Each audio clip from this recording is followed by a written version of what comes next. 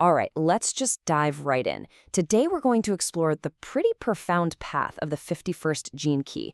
It's this incredible journey that takes us from that familiar, churning feeling of inner agitation all the way to what you could call a state of awakening. And it all starts with a question I think we can all relate to.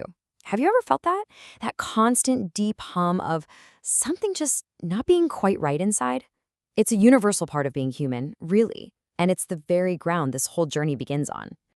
If you want to put a finger on it, just think about the first time you ever tried to meditate, right? You sit down, you close your eyes, you're expecting this blissful peace, and what do you find? Complete chaos, a whirlwind of thoughts, anxieties, a mind just bouncing off the walls.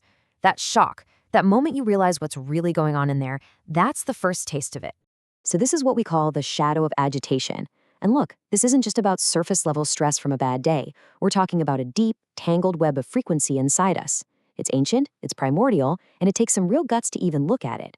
But this is where we have to start, by acknowledging this is part of our shared human hardware. A good way to think of this agitation is like a powerful force of nature, kind of like an inner thunderstorm. Yeah, it can be super disturbing, but it also carries this immense energy, this potential. The whole trick is learning how we face it. Unfortunately, our gut reaction when we face this inner storm is, well, it's often the exact opposite of what actually works. We fall right into what you could call the trap of harshness. And this harshness, it usually shows up in one of two ways. First, we repress it. We just turn and run, right? We distract ourselves with work, with TV, with anything to avoid that feeling. Or the other way is we try to resolve it with brute force. We tense up, we try to meditate harder, we go to therapy to fix it, basically trying to fight the feeling into submission. But both of these, they're just forms of resistance. And there's this brilliant fable from Aesop that shows exactly why that forceful approach is doomed to fail. You've got the harsh north wind trying to blow a man's coat off, and what happens? The man just clutches his coat even tighter. But then, the gentle, warm sun comes out, and the man just takes his coat off on his own. We're just like that man, and our inner discomfort, well, that's the coat. So if force doesn't work, then what does? This brings us to the actual path through the storm, the gift of initiative. And it's this creative, almost backwards feeling approach. So here's the absolute game changer, the big shift.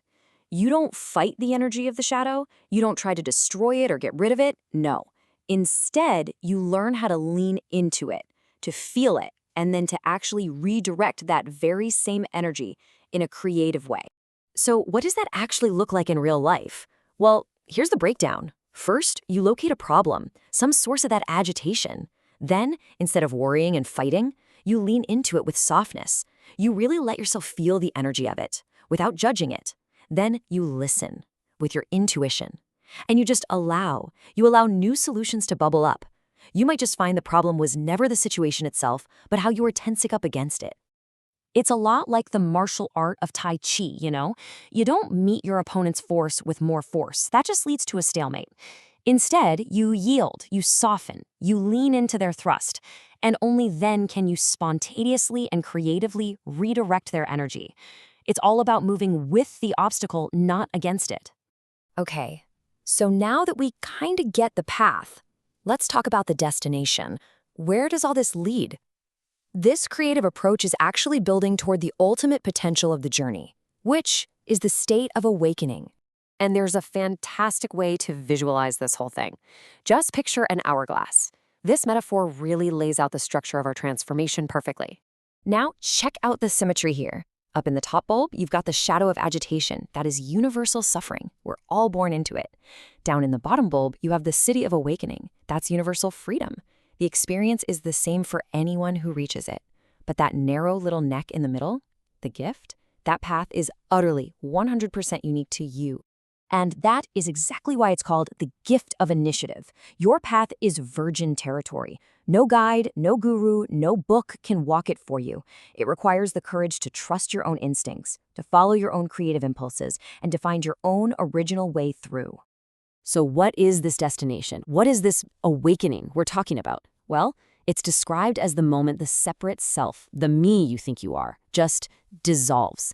It's a state of total, boundless freedom, where life itself no longer sees through the eyes of a separate person, but sees itself as everything. It's a profound, total shift in how you see reality. So, we have this intense journey from agitation to awakening, a path of shock and initiation. But what's the single most important quality you need to navigate all of this?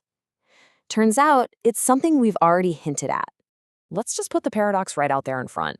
The 51st gene key is pure initiation. It's symbolized by a thunderbolt, a sudden, powerful, system-shaking shock. But its balancing force, its programming partner, is the 57th gene key. And its nature? The complete and total opposite, the gentleness and softness of the flowing wind.